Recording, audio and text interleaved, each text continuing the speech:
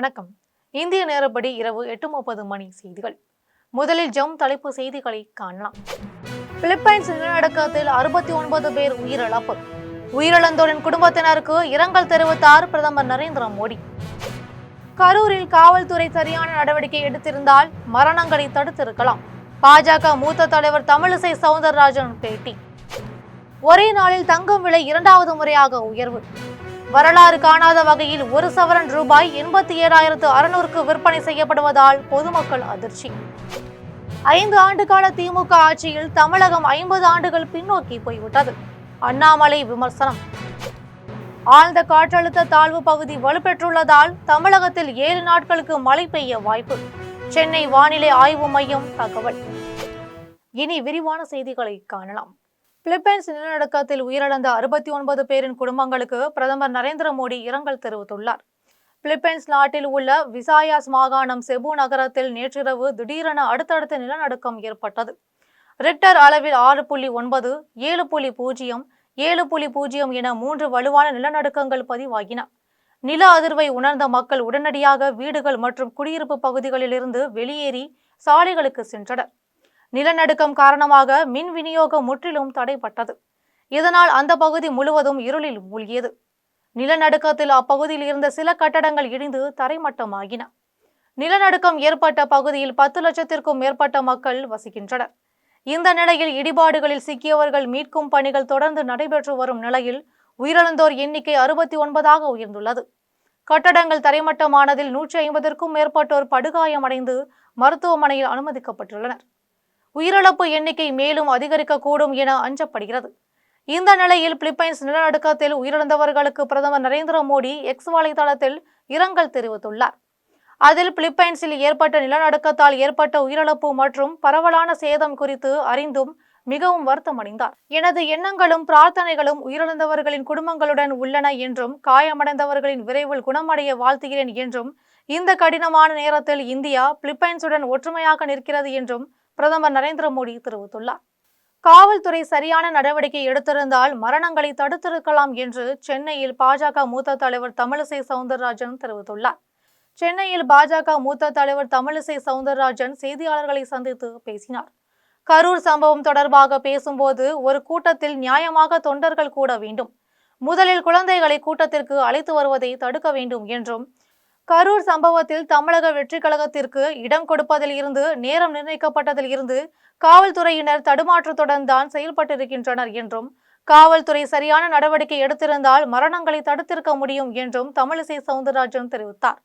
மேலும் நம் மாநிலத்தில் எது நடந்தாலும் கும்பமேளா மணிப்பூரை நோக்கி கேள்வி கேட்பதா, தமிழ்நாட்டின் மீது அக்கறை இல்லையா உங்களுக்கு, அதை பாரு இதை பாரு என்று திமுகவினர் சொல்கிறார்கள் எனவும், முதலில் தமிழகத்தை பாருங்கள் எனவும் தெரிவித்த அவர், பாஜக அமைத்த குழு எங்கு உண்மையை மக்களுக்கு நேரடியாக சொல்லிவிடுமோ என்கிற பயம் வந்துவிட்டது எனவும், தீநகர் மேம்பாலத்திற்கு எதுக்கு உங்கள் சட்டமன்ற உறுப்பினர் அன்பழகனின் பெயரை வைத்துள்ளார்கள் என்றும் தமிழிசை சவுந்தரராஜன் கேள்வி எழுப்பினார். இன்று ஒரே நாளில் தங்கம் விலை 2வது முறையாக உயர்வு பெற்று சென்னையில் ஆபரண தங்கத்தின் விலை சவரனுக்கு ரூபாய் 480 அதிகரித்து ரூபாய் 87,600க்கு விற்பனை செய்யப்படுவதால் பொதுமக்கள் அதிர்ச்சி அடைந்துள்ளனர். தங்கம் விலை தொடர்ந்து புதிய உச்சத்திலேயே பயணித்து வருகிறது.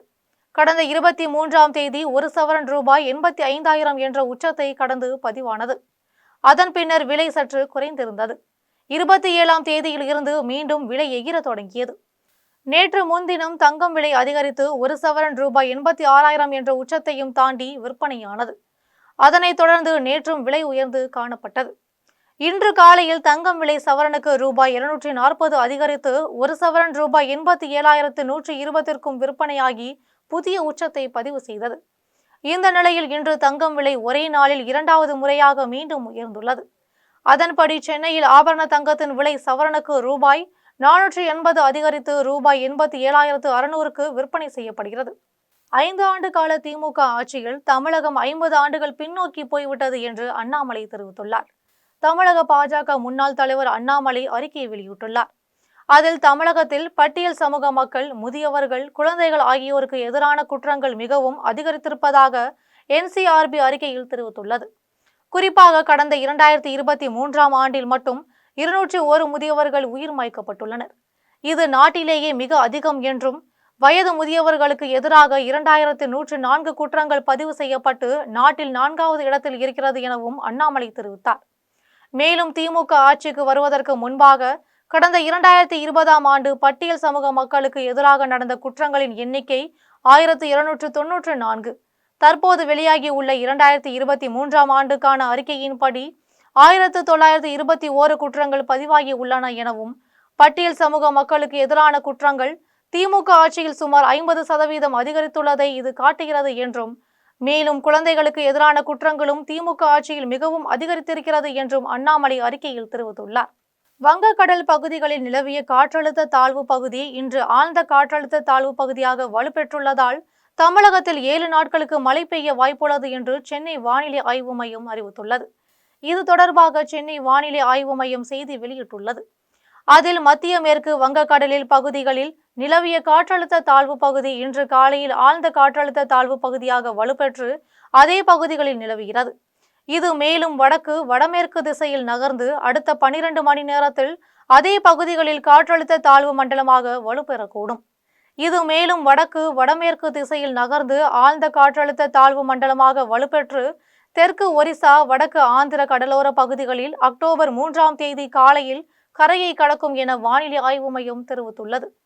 இதன் காரணமாக 1ஆம் தேதி தமிழகத்தில் ஓரிரு இடங்களிலும் புதுவை மற்றும் காரைக்கால் பகுதிகளிலும் லேசானது முதல் மிதமான மழை பெய்யக்கூடும் எனவும், 2ஆம் தேதி வட தமிழகத்தில் ஒரு சில இடங்களிலும், தென் தமிழகத்தில் ஓரிரு இடங்களிலும், புதுவை மற்றும் காரைக்கால் பகுதிகளிலும் இடி மின்னலுடன் கூடிய லேசான முதல் மிதமான மழை பெய்யக்கூடும் என்றும், செங்கல்பட்டு, விழுப்புரம், கள்ளக்குறிச்சி மற்றும் திருவண்ணாமலை மாவட்டங்களில் கனமழை பெய்ய வாய்ப்புள்ளது என்றும், 3, 4ஆம் தேதிகளில் செங்கல்பட்டு, காஞ்சிபுரம், ராணிப்பேட்டை, திருவண்ணாமலை, விழுப்புரம், மதுரை, சிவகங்கை, புதுக்கோட்டை மற்றும் திண்டுக்கல் மாவட்டங்களில் ஓரிரு இடங்களில் கனமழை பெய்ய வாய்ப்புள்ளது எனவும், 7ஆம் தேதி வரை தமிழகத்தில் 7 நாட்களுக்கு மழை பெய்யும் என்றும் சென்னை வானிலை ஆய்வு மையம் தெரிவித்துள்ளது.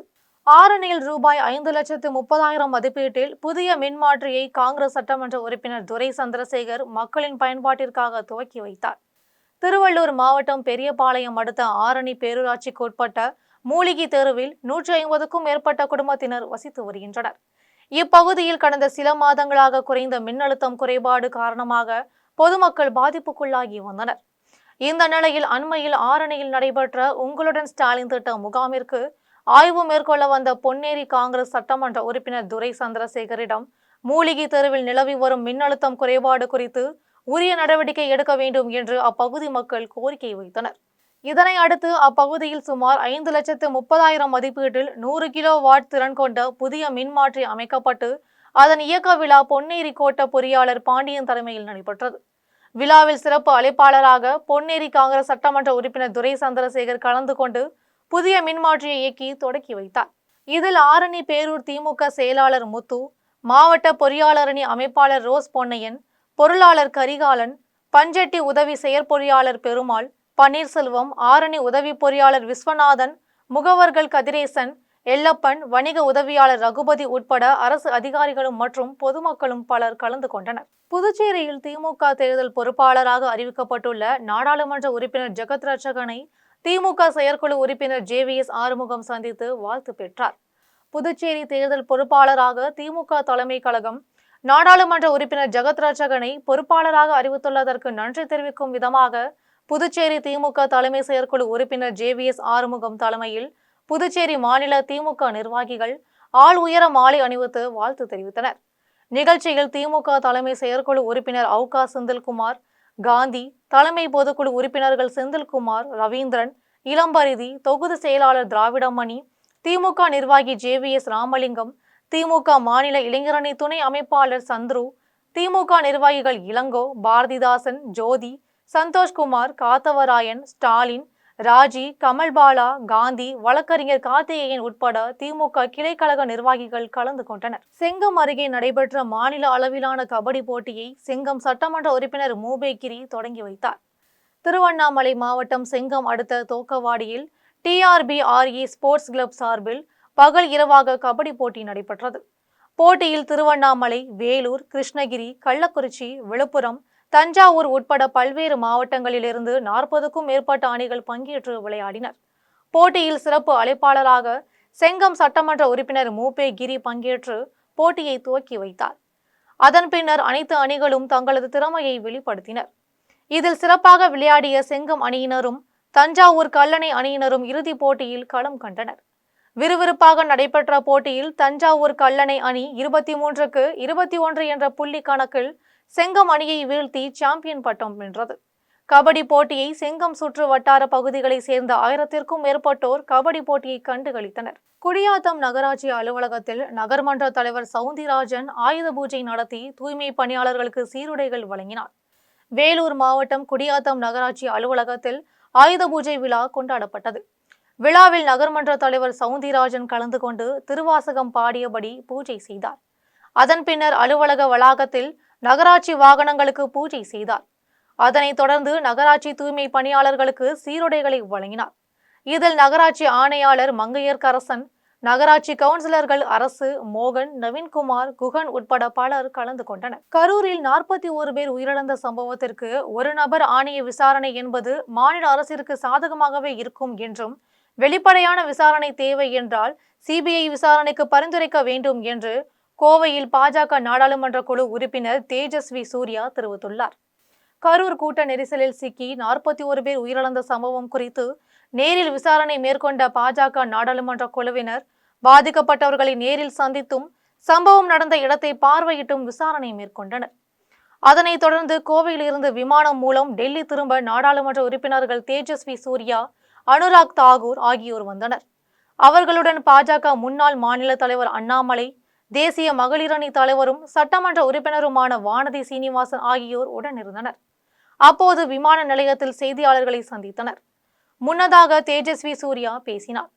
அப்போது கரூர் கூட்ட நெரிசலில் சிக்கி 41 பேர் உயிரிழந்த சம்பவம் குறித்து தகவல்களை பெறுவதற்கு மாவட்ட அதிகாரி மற்றும் காவல்துறை கண்காணிப்பாளரை அணுகிய போது அவர்கள் எந்தவித பதில் அளிக்கவில்லை என்றும், தொடர்ந்து அவர்களை தொலைபேசி மூலமாகவும் இமெயில் மூலமாகவும் தொடர்பு கொள்ள முயற்சித்த போதும் அவர்கள் பதில் அளிக்கவில்லை என்றும் தெரிவித்த அவர், ஒரு நபர் ஆணைய விசாரணை என்பது மாநில அரசிற்கு சாதகமாகவே இருக்கும் எனவும், வெளிப்படையான விசாரணை தேவை என்றால் சிபிஐ விசாரணைக்கு பரிந்துரைக்க வேண்டும் என்று பாஜக நாடாளுமன்ற குழு உறுப்பினர் தேஜஸ்வி சூர்யா தெரிவித்துள்ளார். திருவண்ணாமலையில் காவலரே ஆன்மீக பக்தரிடம் பாலியல் அத்துமீறலில் ஈடுபட்டது பெரும் அதிர்ச்சியை ஏற்படுத்தி உள்ளது என்று திருவண்ணாமலைக்கு வந்த தமிழ்நாடு மகளிர் ஆணைய தலைவர் குமரி தெரிவித்தார். திருவண்ணாமலையில் அருணாச்சலேஸ்வரர் திருக்கோவிலுக்கு சாமி தரிசனம் செய்வதற்கு வளர்ப்பு தாயுடன் வந்த இளம் பெண்ணை 2 காவலர்கள் பாலியல் அத்துமீறலில் ஈடுபட்டதை அடுத்து அவர்கள் கைது செய்யப்பட்ட நிலையில் தமிழ்நாடு மகளிர் ஆணைய தலைவர் குமரி திருவண்ணாமலைக்கு வருகை புரிந்து பாதிக்கப்பட்ட இளம் பெண்ணிடம் வீடியோ கால் மூலம் தொடர்பு கொண்டு பேசினார். அப்போது இதுபோன்ற தவறுகளில் ஈடுபடும் நபர்கள் மீது சட்டத்தின் கீழ் கடுமையாக தண்டிக்கப்பட வேண்டும் என்றும், பாதிக்கப்பட்ட பெண்ணிற்கு 10 நாட்களுக்குள் நிவாரணம் வழங்க நடவடிக்கை எடுக்க வேண்டும் என்றும், திருவண்ணாமலையில் காவலரே ஆன்மீக பக்தரிடம் பாலியல் அத்துமீறலில் ஈடுபட்டது பெரும் அதிர்ச்சியை ஏற்படுத்தியுள்ளது என்றும் மகளிர் ஆணைய தலைவர் குமரி தெரிவித்தார். இல்லை இது பெரிய அதிர்ச்சி. ஏன்னா காவலர்களை நம்பி தான் பொதுமக்கள் வரும்போது இது கண்டிப்பாக ஏற்றுக்கொள்ளவே முடியாது. அதனால தான் நான் எஸ்பி கிட்ட சொன்னேன், காவலர்களுக்கு கூட ரோல் காலும் போது இந்த மாதிரி அவங்களுக்கு ஒரு விழிப்புணர்வு, இந்த மாதிரிலாம் பிரச்சனைகள் இருந்தால் மற்றவர்களுக்கு கொடுக்கப்பட்ட தண்டனையோடு துறை ரீதி அவங்க வாழ்க்கையை முடிஞ்சு போயிடும், இதோடு அவங்க வாழ்க்கை முடிஞ்சு போயிடும் என்பதை வலியுறுத்தி சொல்ல வேண்டும். நீங்கள் சொன்ன மாதிரி இங்கே நிறைய பேர் வருவாங்க டூரிஸ்ட்டு. இது தலம் நம்ம அந்த கோயில் இருக்குது, அந்த குறிப்பாக மற்ற மாநிலங்கள்லாம் நிறைய பெண்களும் வருவாங்க. அது நான் இப்போ பேசியிருக்கேன். கண்டிப்பாக எஸ்பியும் சொல்லியிருக்காங்க, அந்த ஒரு விழிப்புணர்வு அவங்களுக்கு கொண்டு வரணும், அவங்களுக்கு இந்த மாதிரி விஷயங்கள் ஈடுபடக்கூடாதுன்றதில் ரொம்ப தெளிவாக இருக்காங்க. 2 பெண்கள் போனதாக சொல்கிறாங்க. அல்ல, அம்மாவும் அவள் தாயும் மகளும். அந்த மகள் பாதிக்கப்பட்டிருக்கா, அவள் தான் ரொம்ப பாதிக்கப்பட்டிருக்கா. நான் பேசினேன் அவகிட்ட வீடியோ கால் மூலமாக. அவள் புரிஞ்சுக்கிட்டா. அவளுக்கு என்ன வேணால் நாங்கள் இங்கேயே இருக்க சொன்னோம். பட் அவள் தன்னுடைய சொந்த ஊருக்கு போனால். திருவேற்காடு நகராட்சியில் 1,67,00,000 மதிப்பீட்டில் அமைக்கப்பட்ட பூங்கா மக்கள் பயன்பாட்டிற்கு வராமலே வீணாகிறது என்று பொதுமக்கள் மற்றும் சமூக ஆர்வலர்கள் குற்றம் சாட்டுகின்றனர். ஆவடி சட்டமன்ற தொகுதிக்கு உட்பட்ட திருவேற்காடு நகராட்சி மேல் அயனம்பாக்கம் 5வது வார்டில் 10,000க்கும் மேற்பட்ட குடும்பத்தினர் வசித்து வருகின்றனர். அங்குள்ள மக்களின் பொழுதுபோக்கிற்காக பூங்கா அமைக்க நகராட்சி திட்டமிட்டது. அதன்படி அயனம்பாக்கம் கிராமத்தில் கலைஞர் நகர்ப்புற மேம்பாட்டு திட்டத்தின் கீழ் 3 தலைமுறைகளாக பயன்படுத்தி வந்த பாட்டன் குளத்தை சீரமைத்து பூங்கா அமைக்க 2022ஆம் ஆண்டில் தீர்மானம் நிறைவேற்றப்பட்டது. அதன்படி 4 ஏக்கர் பரப்பளவில் 1,67,00,000 மதிப்பீட்டில் தூர்வாரப்பட்டு நடைபயிற்சி மேற்கொள்ள பாதை அமைக்கப்பட்டது. மேலும் சிறுவர் விளையாட்டு உபகரணங்கள் அமைக்கும் பணிகள் துவக்கப்பட்டது. பணிகளை 6 மாதங்களில் முடிக்க திட்டமிட்ட நிலையில் தற்போது வரை 90% பணிகள் மட்டுமே முடிந்துள்ளது. நகராட்சி அதிகாரிகள் மெத்தன போக்கால் பூங்காவில் பணிகள் முடியாமல் கிடப்பில் போடப்பட்டுள்ளது. இதனால் 1,67,00,000 மதிப்பீட்டில் அமைக்கப்பட்ட பூங்கா மக்கள் பயன்பாட்டிற்கு வராமல் வீணாகிறது. இது தொடர்பாக கவுன்சிலர் பிரதானம் சமூக ஆர்வலர் கஞ்சோன் தெரிவிக்கையில், நீங்கள் பின்னாடி பார்த்துட்டு இருக்கிற குளம் 5வது வார்டு திருவேற்காடு நகரத்துக்கு உட்பட்டது. ஏறக்குறைய 1,60,00,000 டெண்டர் விடப்பட்டு மக்களுடைய வரி பணம் வீணாக போச்சு. பயன்பாட்டுக்கு இது வரைக்கும் கொண்டு வரல. இது ஏறக்குறைய ஒரு 3 வருஷமாக இப்படி தான் இருக்குது. எப்படி என்னென்ன செட்டப் பண்ணிருக்காங்கன்னா இப்போ எப்படி இருக்கு? 1,60,00,000 குறைஞ்சபட்சம் ஒரு 18 அடி ஆழமாவது தோன்றிருக்கணும். இப்போ இதில் பின்னாடி நீங்கள் பார்ப்பீங்க, குறைஞ்சது என்ன ஒரு 2 அடி இல்லை ஒரு 3 அடி தான். சும்மா மண்ணை சுரண்டிட்டு இது ஒரு குளம் அப்படின்ற செட்டப் தான். இது ஆக்சுவலாக திரைப்படங்களில் அமைக்கப்பட்டிருக்கக்கூடிய ஒரு செட்டப் மாதிரி செட்டப் பண்ணி தான் இது செலவு பண்ணியிருக்காங்க. மக்கள் பணம் கொள்ளையடிப்பதற்காகவே இந்த 1,60,00,000 மக்கள் பேரில் செலவிடப்பட்டிருக்கு. மண்டபம் மேற்கு ஒன்றிய அதிமுக செயலாளர் ஆர்ஜி மருதுபாண்டியன் ஏற்பாட்டில் பட்டினம் காத்தானில் அதிமுக பூத் கமிட்டி நிர்வாகிகளுக்கு பயிற்சி மற்றும் ஆலோசனைகள் வழங்கப்பட்டது. ராமநாதபுரம் மாவட்டம் மண்டபம் மேற்கு ஒன்றிய அதிமுக செயலாளர் ஆர்ஜி மருதுபாண்டியன் ஏற்பாட்டில் பட்டினம் காத்தானில் தனியார் மஹாலில் பூத் பாக கிளை நிர்வாகிகளுக்கு பயிற்சி மற்றும் ஆலோசனை கூட்டம் நடைபெற்றது.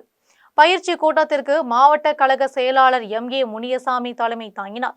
கூட்டத்தில் எதிர்க்கட்சி தலைவர் எடப்பாடி பழனிசாமி வழிகாட்டுதலின்படி வரவிருக்கும் 2026 சட்டமன்ற தேர்தலில் எதிர்கொள்வது குறித்து நிர்வாகிகளுக்கு ஆலோசனைகள் வழங்கப்பட்டது. கூட்டத்தில் சிறப்பு அழைப்பாளர்களாக விருதுநகர் மண்டல தகவல் தொழில்நுட்ப பிரிவு துணைத் தலைவர் வெண்ணிலா சசிகுமார், விருதுநகர் மண்டல தகவல் தொழில்நுட்ப பிரிவு செயலாளர் சரவணகுமார் ஆகியோர் கலந்து கொண்டு 2026 சட்டமன்ற தேர்தலில் மனதில் கொண்டு பூத் கமிட்டி நிர்வாகிகள் களப்பணியாற்ற வேண்டியதன் அவசியம் குறித்து வலியுறுத்தினர். மேலும் பூத் கமிட்டி நிர்வாகிகள் பொதுமக்களை சந்திக்கும் போது அதிமுக ஆட்சி காலத்தில் கொண்டுவரப்பட்ட மக்கள் நல திட்டங்களை தெளிவாக எடுத்துரைக்க வேண்டும் என்றும், திமுக ஆட்சிக்கு வருவதற்கு முன்பு தேர்தல் அறிக்கையில் அளித்த வாக்குறுதிகள் எதையும் நிறைவேற்றப்படவில்லை என்பதையும், பொய்யான வாக்குறுதிகளை அளித்து மக்களை ஏமாற்றியதையும் மக்கள் மத்தியில் தெளிவாக எடுத்து சொல்ல வேண்டும் எனவும் ஆலோசனைகளை வழங்கினர். கூட்டத்தில் அதிமுகவின் கிளை, ஒன்றிய மற்றும் பூத் கமிட்டி நிர்வாகிகள், மகளிர் அணியினர் என 300க்கும் மேற்பட்டோர் கலந்து கொண்டனர். வேலியே பயிரை மேய்ந்த கதையை போன்று திருவண்ணாமலையில் 2 பெண்களை பாலியல் பலாத்காரம் செய்த காவல்துறையினர் மீது தக்க நடவடிக்கை எடுக்க வேண்டும் என்று மதுராந்தகத்தில் பாஜக மாநில தலைமை செய்தி தொடர்பாளர் நாராயணன் திருப்பதி தெரிவித்துள்ளார். செங்கல்பட்டு மாவட்டம் மதுராந்தகத்தில் தேரடி வீதியில் பாஜக சார்பில் மத்திய அரசின் GST வரி குறைப்பு விளக்க பொதுக்கூட்டம் செங்கல்பட்டு தெற்கு மாவட்ட தலைவர் டாக்டர் பிரவீன்குமார் தலைமையில் நடைபெற்றது. கூட்டத்தில் சிறப்பு விருந்தினராக பாஜக மாநில தலைமை செய்தி தொடர்பாளர் நாராயணன் திருப்பதி கலந்து கொண்டு சிறப்புரையாற்றினார். கூட்டத்தை தொடர்ந்து செய்தி தொடர்பாளர் நாராயணன் செய்தியாளர்களை சந்தித்து பேசினார். அப்போது கடந்த 22ஆம் தேதி முதல் மத்திய அரசு GST வரியை குறைத்துள்ளது. இது மக்களுக்கு மருந்து கிடைத்துள்ளதை போன்றது எனவும், அத்தியாவசிய பொருட்களின் விலையில் 10% வரை வரி விலக்கு செய்துள்ளது என்றும், 12% இருந்த வரி 5%ஆகவும், 28% இருந்த வரி 18%ஆகவும் குறைக்கப்பட்டுள்ளது என்றும் தெரிவித்தார். மேலும் திருவண்ணாமலையில் முட்புதரில் 2 பெண்களை காவல்துறையினர் பாலியல் பலாத்காரம் செய்தது கண்டிக்கத்தக்கது எனவும், வேலியே பயிரை மேய்ந்த சம்பவத்தில் காவல்துறையினர் மீது தக்க நடவடிக்கை எடுக்க வேண்டும் என்றும் பாஜக மாநில தலைமை செய்தி தொடர்பாளர் நாராயணன் திருப்பதி தெரிவித்துள்ளார். செயல்படுத்தப்பட்ட GST வரி குறைப்பு ஒரு மிகப்பெரிய சீர்திருத்தத்தினுடைய பொதுக்கூட்டமானது இன்று மதுராந்தகத்திலே நடைபெற்றது. நம்முடைய மாவட்டத்தினுடைய தலைவர் பிரவீன்குமார் அவர்களும், முன்னாள் மாவட்ட தலைவர்கள் பலராமன், மோகனராஜா, செந்தமிழர் உட்பட நம்முடைய மாநிலத்தினுடைய விவசாய துறை தலைவர் பிரகாஷ் அவர்கள் மற்றும் இங்கே இருக்கக்கூடிய நிர்வாகிகள் அனைவருமே இதில் கலந்து கொண்டனர். ஜிஎஸ்டி வரி என்பது இந்த நாட்டிற்கு கிடைத்திருக்கக்கூடிய ஒரு மிகப்பெரிய மருந்து. நாட்டு மக்களுடைய வாங்கும் சக்தி அதிகரிக்கும். அதனால நம்முடைய தொழிற்சாலைகள் பெருகும், தொழில் முன்னேற்றம் அதிகரிக்கும், வேலை வாய்ப்புகள் அதிகரிக்கும், தனிமனித வருவாய் பெருகும், நாட்டினுடைய பொருளாதாரம் முன்னேறும், கட்டமைப்புகளுக்கான செலவு அதிகரிக்கும். அந்த கட்டமைப்புகளினால் நம்முடைய பொருளாதாரம் மிகப்பெரிய வளர்ச்சி அடையும் எல்லாம் சொல்லி எப்படி தமிழ்நாடு அரசு விஜய் பேருந்தில் மாவட்டம் தோறும் செல்லாமல் தொகுதி வாரியாக செல்ல வேண்டும் என்றும், உயிர் பலி ஏற்படும் வகையில் எவன் சதி செய்திருந்தாலும் அவன் குடும்பமே விளங்காது என்றும் மதுரையில் அதிமுக முன்னாள் அமைச்சர் செல்லூர் ராஜு வேதனை தெரிவித்தார். மதுரை மாடக்குளம் கண்மாயில் தரமுற்ற முறையில் பணிகள் மேற்கொள்ளப்படுவதாகவும், கரையில் உள்ள மணலை அள்ளி கட்டுமான வேலைகளுக்கு பயன்படுத்துவதால் கரை பலம் இழந்து வருவதாக குற்றச்சாட்டு எழுந்த நிலையில் அத்தொகுதியின் சட்டமன்ற உறுப்பினரும் அதிமுக முன்னாள் அமைச்சருமான செல்லூர் ராஜு கண்மாயில் ஆய்வு மேற்கொண்டார். ஆய்வு செய்த பின்னர் செய்தியாளர்களை சந்தித்து பேசினார். அப்போது என்னை என்ன வேண்டுமானாலும் செய்யுங்கள் என விஜய் வீடியோ வெளியிட்டது குறித்து செய்தியாளர்களிடம் கேள்விக்கு பதிலளித்த அவர், விஜய் இப்போதுதான் அரசியலுக்கு வந்துள்ளார். விஜய் அரசியலில் புதுமுகம் என்றும் ஆளாளுக்கு விமர்சித்துக் கொண்டிருக்கிறார்கள், அதிகமாகவும் விமர்சித்து விட்டார்கள் என்றும், நிர்வாகிகள் தேர்வு செய்த இடத்தை கொடுக்காததால் இச்சம்பவம் நடைபெற்றது என்றும் செல்லூர் ராஜு தெரிவித்தார். மேலும் 2010ஆம் ஆண்டு ஜெயலலிதா மதுரைக்கு வந்தபோது லட்சக்கணக்கான மக்கள் வழிநெடுக கூடினார்கள். அப்போது அவரை பார்க்கக்கூடிய கூட்டம் கட்டுக்கோப்பாக இருந்தது என்றும், ஆனால் கரூரில் 10,000 பேர் கூடும் இடத்தில் வெறும் 27,000 பேர் தான் கூடினார்கள் என்றும், அங்கு இது போன்ற சம்பவம் நிகழ்ந்தது மனதிற்கு வருத்தத்தை தந்துள்ளது என்றும், தமிழக வெற்றி கழக தலைவர் விஜய் பேருந்தில் மாவட்டம் தோறும் செல்லாமல் தொகுதி வாரியாக செல்ல வேண்டும் என்றும், இல்லையென்றால் மிகப்பெரிய இடங்களை தேர்வு செய்து திடல் போன்ற இடங்களில் முதல் கட்ட பிரச்சாரத்தை மேற்கொள்ள வேண்டும் என்று அதிமுக முன்னாள் அமைச்சர் செல்லூர் ராஜு தெரிவித்துள்ளார். 3 மதகுகள் இருக்கிறது. இந்த நடமடையில இருந்து தான் போற அந்த தண்ணி லீக் ஆகிறது என்ன ஆகுதுன்னா, இது போய் பெரியார் நகரை போய் இது நேரடியாக துரைசாமி நகர் விரிவாக்கம் பண்றதுக்கு முன்பாக அது போய் அங்க கிருதுமால் நதியில போய் இணைகிறது. அதுல போயிடும். இப்ப இந்த நகரமயமாக அது துரைசாமி நகர் விரிவாக்கம் பண்ணப்பட்டதுனால அந்த வாய்க்கால் எல்லாம் மூடப்பட்டிருக்கு. அது என்னுடைய காலத்திலேயே அதை நடவடிக்கை எடுத்தோம் கூட பாதி முடிச்சோம், பாதி முடிக்க முடியல. இப்ப அதுக்கு அது போகாதனால இப்ப 2,25,00,000 ரூபாய் அது மாநகராட்சியும் பிடபிள்யூடியும் தான் அந்த இணைந்து செய்ய வேண்டியது. மாநகராட்சி 2,25,00,000 ரூபாயை செய்ய முடியும் வேணும் அப்படின்னு சொல்லும் போது, மாநகராட்சினால் பெரிய நிதி நெருக்கடியில் இருக்கிறது, நான் எனவே செய்ய முடியாது என்று ஆணையாளர், இதுக்கு முன்னால் இருந்த ஆணையாளர் என்ன ஒரு பேர் என்ன பிரேம்குமார் தினேஷ்குமார் சொல்லிட்டார். அப்புறம் நீ எஸ்டிமேட் போடுங்க சார் அமைச்சர்கிட்ட. அப்புறம் அமைச்சர் ஆய்வுக்கு வரும்போது அவர்கிட்ட சொன்னோம். மனைவியின் நடத்தையில் சந்தேகமடைந்த கணவன் மண்வெட்டியால் மனைவியை உயிர் மாய்த்தல் செய்துவிட்டு காவல் நிலையத்தில் சரணடைந்த சம்பவம் தாராபுரத்தில் சோகத்தை ஏற்படுத்தியுள்ளது. திருப்பூர் மாவட்டம் தாராபுரம் ஐடிஐ கார்னர் பகுதியில் 5,90,00,000 மதிப்பீட்டில் டிபிகே இன்ஃப்ரோ ப்ராஜெக்ட்ஸ் நிறுவனம் புதிய ஊராட்சி ஒன்றிய அலுவலக கட்டிடம் கட்டுவதற்கான கட்டுமான பணிகளை மேற்கொண்டு வருகிறது. கட்டுமான பணிகளில் கரூர் மாவட்டம் கம்பளியம்பட்டியை சேர்ந்த நாகராஜ் உள்ளிட்ட 50க்கும் மேற்பட்ட தொழிலாளர்கள் வேலை செய்து வருகின்றனர். இந்த நிலையில் நாகராஜ் என்பவர் தனது மனைவி ராஜ்குமாரி மற்றும் குழந்தைகள் நர்மதா, தேவிகா, ஆத்விக் ஆகியோருடன் வசித்துக் கொண்டு கட்டட வேலை செய்து வந்த நிலையில் நாகராஜ் தனது மனைவி ராஜ்குமாரி மீது அடிக்கடி சந்தேகப்பட்டு சண்டையில் ஈடுபட்டு வந்ததாக தெரிய வருது. இதனால் கோபித்து கொண்டு ராஜ்குமாரி தனது தந்தை வீட்டிற்கு சென்று விட்டார். அதன் பின்னர் மனைவியை சமாதானம் செய்து இனிமேல் சந்தேகப்பட மாட்டேன் என கூறி வீட்டிற்கு அழைத்து வந்துள்ளார். அதன் பின்னர் இரவு நேரத்தில் பழைய சம்பவங்களை பேசிய போது இருவருக்கும் சண்டை ஏற்பட்டதில் ஆத்திரமடைந்த கணவன் நாகராஜ் மண்வெட்டியால் மனைவியின் தலையில் தாக்கிவிட்டு சென்று விட்டார். அப்போது ராஜ்குமாரியின் அலறல் சப்தம் கேட்டு அக்கம் பக்கத்தினர் மற்றும் உறவினர்கள் ஓடி வந்து பார்த்தபோது இரத்த வெள்ளத்தில் ராஜ்குமார் இறந்து கிடந்தார். அப்போது 3 குழந்தைகள் இருப்பதையும் நினைத்து பார்க்காமல் மனைவியை உயிர் மாய்த்து விட்டானே என்று அனைவரும் கண் கலங்கினர். இது குறித்து தகவல் அறிந்து சம்பவ இடத்திற்கு வந்த தாராபுரம் காவல்துறையினர் ராஜ்குமாரியின் உடலை மீட்டு பிரேத பரிசோதனைக்காக அரசு மருத்துவமனைக்கு அனுப்பி வைத்தனர். மேலும் வழக்கு பதிவு செய்து விசாரணை மேற்கொண்டனர். இதனிடையே கரூர் சிந்தாமணிப்பட்டி காவல் நிலையத்தில் சரணடைந்த நாகராஜை தாராபுரம் காவல்துறையினர் தாராபுரத்திற்கு அழைத்து வந்து மனைவியை உயிர்மாய்த்தல் செய்த சம்பவம் குறித்து விசாரணை மேற்கொண்டனர். சேலம் மாவட்டம் சங்ககிரியில் லாரி தொழில் பிரதான தொழிலாக உள்ளதால் ஆயுத பூஜையை லாரி தொழிலாளர்கள் கோலாகலமாக கொண்டாடி வருகின்றனர். இந்த நிலையில் சேலம் மாவட்டம் சங்ககிரியில் லாரி தொழில் பிரதான தொழிலாக உள்ளதால் அதனை சார்ந்த லாரி பாடி கட்டும் தொழிற்கூடங்கள், பெயிண்டிங், பட்டறை, ஆட்டோமொபைல் உள்ளிட்ட தொழிற்கூடங்களில் ஆயுத பூஜையை முன்னிட்டு லாரிகளுக்கு சிறப்பு பூஜைகள் செய்தும் பொரிக்கடலை வைத்து படையிலிட்டும் கோலாகலமாக கொண்டாடி வருகின்றனர். இது குறித்து லாரி பாடி கட்டும் உரிமையாளர்கள் கூறும்போது, சங்ககிரியில் லாரி தொழில் பிரதான தொழிலாக உள்ளதால் 30,000க்கும் மேற்பட்ட லாரிகள் வைத்து தொழில் செய்து வருகின்றனர். இதனால் இங்கு ஆயுத பூஜை கோலாகலமாக கொண்டாடி வருகிறோம் என்று தெரிவித்தார். ஸ்ரீபெரும்புதூரில் செயல்படும் கேளீர் பார் கார்ப்பரேட் என்ற தனியார் நிறுவனத்தில் ஆயுத பூஜையை முன்னிட்டு நிறுவன தலைவர் வல்லம், திமுக அருள்தாஸ் ஊழியர்களுக்கு இனிப்புகளுடன் பரிசு பொருட்களை வழங்கி ஆயுத பூஜையை சிறப்பாக கொண்டாடினார். காஞ்சிபுரம் மாவட்டம் ஸ்ரீபெரும்புதூரில் செயல்படும் கேளீர் பார் கார்ப்பரேட் என்ற தனியார் நிறுவனத்தில் நிறுவன தலைவர் வல்லம், திமுக அருள்தாஸ் தலைமையில் ஆயுத பூஜை சிறப்பாக கொண்டாடப்பட்டது.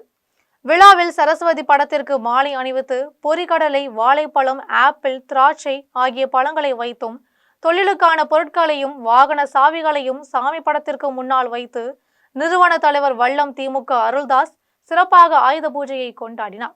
அப்போது ஊழியர்களும் விழாவில் கலந்து கொண்டு சரஸ்வதி தேவியை வழிபட்டனர். அதன் பின்னர் ஊழியர்களுக்கு பொரிகடலை, இனிப்புகள் மற்றும் பரிசு பொருட்களை காலிபர் கார்ப்பரேட் தனியார் நிறுவனத்தின் வல்லம், திமுக அருள்தாஸ் வழங்கினார். கரூர் பிரச்சாரத்தில் விஜய் சுயமாக பேசவில்லை என்றும் அவரை சுற்றியிருப்போரின் அறிவுறுத்தலின்படி பேசுவதாகவும் சென்னை விமான நிலையத்தில் தொல் திருமாவளவன் தெரிவித்தார்.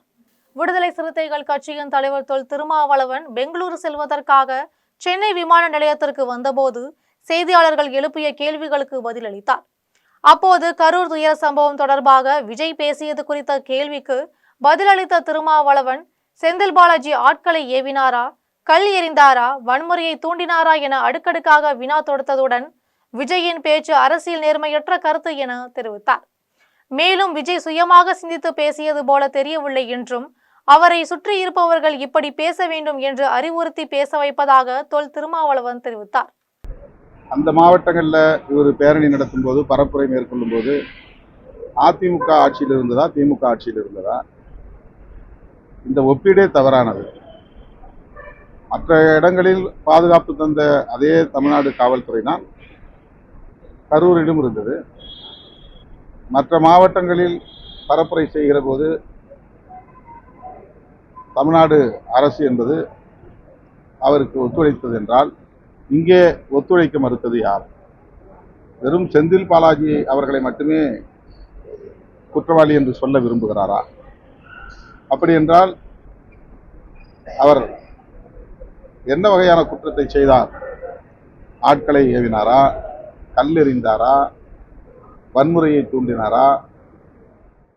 பொன்னேரி அருகே அனல் மின் நிலைய கட்டுமான பணியில் ஏற்பட்ட விபத்தில் வடமாநில தொழிலாளர்கள் 9 பேர் உயிரிழந்துள்ளதை அடுத்து அவர்களின் சடலங்களை எம்பால்மிங் செய்து விமானத்தில் அனுப்ப நடவடிக்கை எடுக்கப்படும் என்று அமைச்சர் சிவசங்கர் தெரிவித்துள்ளார்.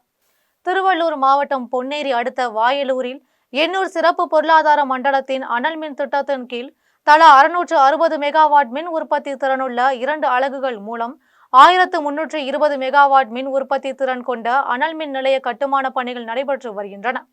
நிலக்கரி கையாளும் கிடங்கு பிரிவில் 150 அடி உயரத்தில் பிரம்மாண்ட ராட்சச வளைவு அமைக்கும் பணியில் தொழிலாளர்கள் ஈடுபட்டிருந்த போது எதிர்பாராத விதமாக இரும்பு கம்பிகள் சரிந்து விழுந்த விபத்தில் 9 வடமாநில தொழிலாளர்கள் உயிரிழந்தனர்.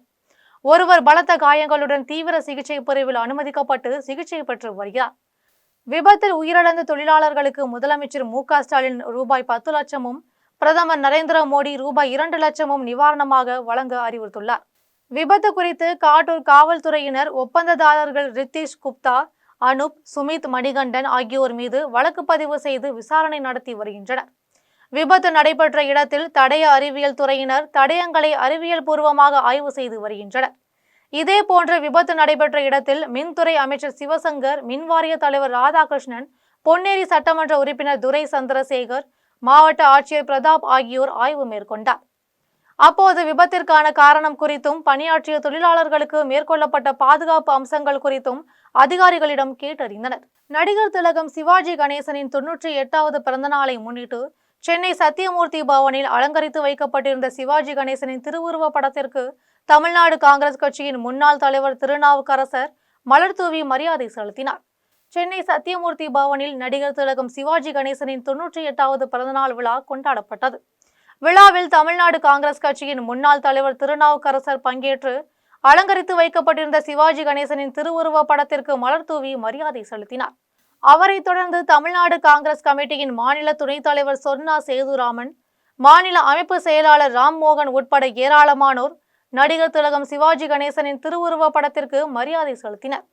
நிகழ்ச்சியை தொடர்ந்து தமிழ்நாடு காங்கிரஸ் கமிட்டியின் முன்னாள் தலைவர் திருநாவுக்கரசர் செய்தியாளர்களை சந்தித்து பேசினார். அப்போது கரூர் கூட்ட நெரிசல் சம்பவம் குறித்து விசாரிக்க குழு அமைக்க வேண்டும் என விடுதலை சிறுத்தைகள் கட்சி தலைவர் தொல் திருமாவளவன் கோரிக்கை வைத்தது குறித்த கேள்விக்கு பதிலளித்த அவர், காங்கிரஸ் கட்சியின் மீது வைத்துள்ள நம்பிக்கையை காரணமாக திருமாவளவன் குழு அமைக்க வேண்டும் என தெரிவித்துள்ளார். அவரது கருத்து வரவேற்கக்கூடியது என்றும், இருந்தாலும் இந்த சம்பவம் நடைபெற்றவுடன் எங்களது நாடாளுமன்ற உறுப்பினர் ஜோதிமணி தொடர்ந்து அங்கேயே இருந்து அந்த மக்களுக்கு தேவையான உதவிகளை ஆறுதல்களையும் தெரிவித்து வருகின்றார் என்றும், அன்றிரவே மாநில தலைவர் செல்வ பெருந்தகை நேரில் சென்று ஆறுதல் தெரிவித்தார். அவரை தொடர்ந்து தமிழக காங்கிரஸ் மேலிட பொறுப்பாளர் கிரீஸ் ஜடங்கர் உடனடியாக கரூருக்கு விரைந்து வந்தார் என்றும், மேலும் நாடாளுமன்ற எதிர்க்கட்சி தலைவர் ராகுல் காந்தியின் உத்தரவின் பேரில் அகில இந்திய காங்கிரஸ் கமிட்டி அமைப்பின் பொதுச் செயலாளர் KC வேணுகோபால் கரூருக்கு நேரடியாக சென்று சம்பவம் குறித்து விசாரித்தது மட்டுமல்லாது உயிரிழந்தவர்களின் குடும்பத்திற்கு நேரில் சென்று ஆறுதல் தெரிவித்து ரூபாய் 1 கோடிக்கான நிதி உதவிகளையும் செய்துள்ளார் என்றும், ஆகையால் இதற்கென தனிப்பட்ட குழு அமைக்க அவசியம் இல்லை எனவும், எங்களது நாடாளுமன்ற உறுப்பினர் ஜோதிமணி அங்கேயே இருந்து மக்களுக்கு தேவையான உதவிகளை செய்து வருகின்றார் என்றும் தமிழ்நாடு காங்கிரஸ் கமிட்டியின் முன்னாள் தலைவர் திருநாவுக்கரசர் தெரிவித்துள்ளார். மீண்டும் ஜெம் தலைப்பு செய்திகள். பிலிப்பைன்ஸ் நிலநடுக்கத்தில் 69 பேர் உயிரிழப்பு. உயிரிழந்தோரின் குடும்பத்தினருக்கு இரங்கல் தெரிவித்தார் பிரதமர் நரேந்திர மோடி.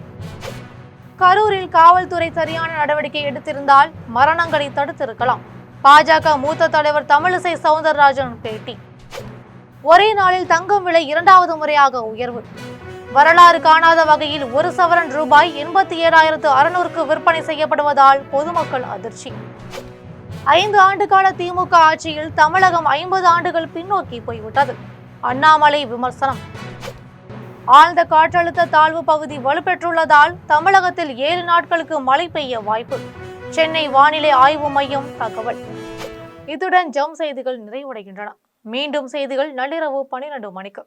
உடனுக்குடன் செய்திகளை காண gemlive.tv என்ற இணையதளத்தில் இணைந்திருங்கள். நன்றி, வணக்கம்.